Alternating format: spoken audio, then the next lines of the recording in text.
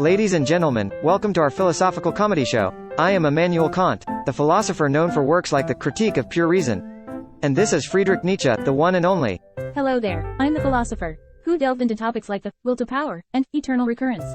But today, we're here to bring some philosophical humor into your lives. That's right, Nietzsche. Let's dive into the world of philosophy with a lighthearted twist.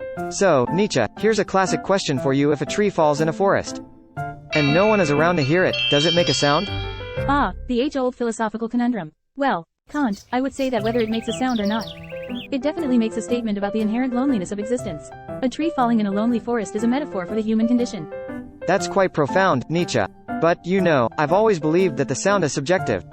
Sound exists in the mind of the observer, and without an observer, there's no sound. So, you're saying that existence depends on perception, just like your ideas on transcendental idealism, Kant? Precisely. You've got it, Nietzsche. Perception is the key to existence, and that's the heart of my philosophy. Well, Kant, speaking of existence, do you believe in the concept of eternal recurrence? The idea that life repeats itself infinitely. Ah, Nietzsche, you and your profound questions. I must admit, eternal recurrence is an intriguing concept.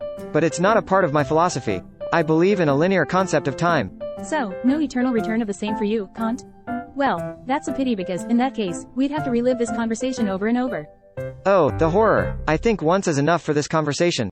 True. Speaking of repetition, Kant, your categorical imperative can be a bit repetitive. Don't you think? Well, Nietzsche, it's all about moral duty and universality. It's not meant to be exciting, it's meant to be a guide for ethical action.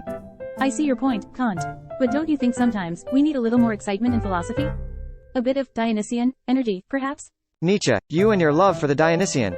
But, I must admit, a little excitement can go a long way in philosophy. It keeps things interesting. That's what I'm talking about, Kant. Philosophy doesn't have to be all work and no play. Let's spice it up a bit. Well, Nietzsche, what do you propose? How can we make philosophy more exciting? How about a philosophical rap battle?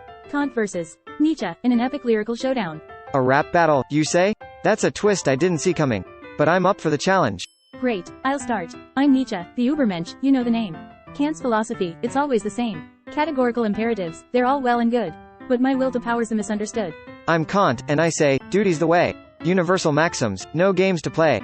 Your will to power might be a bit grand, but my moral philosophy, it's built to withstand. They continue the rap battle, exchanging witty lines, combining philosophy with humor. Kant, I must admit, your rhymes are pretty neat. But in the end, it's Dionysus who can't be beat. Nietzsche, you've got flair, there's no doubt. But when it comes to ethics, I've got it figured out.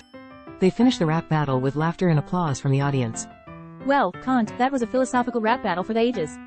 Indeed, Nietzsche, philosophy can be fun and exciting. Maybe we've just started a new philosophical movement, Rapitalism. Haha, Rapitalism, it is. Let's show the world that philosophy can be a party. Thanks for joining us on this philosophical journey, folks.